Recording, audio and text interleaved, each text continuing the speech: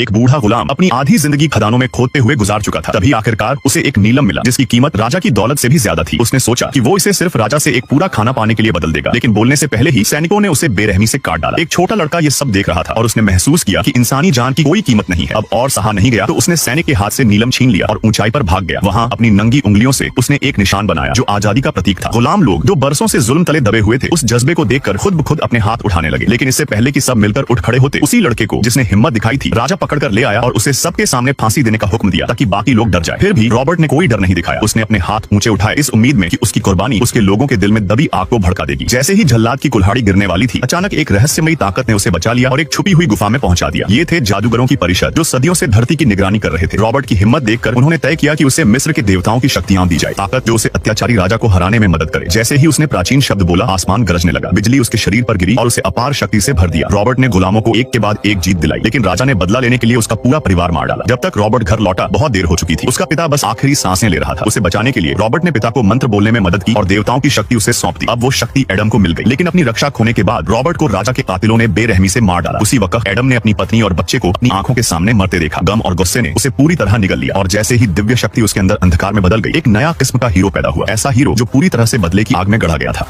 और फिर video like करने पर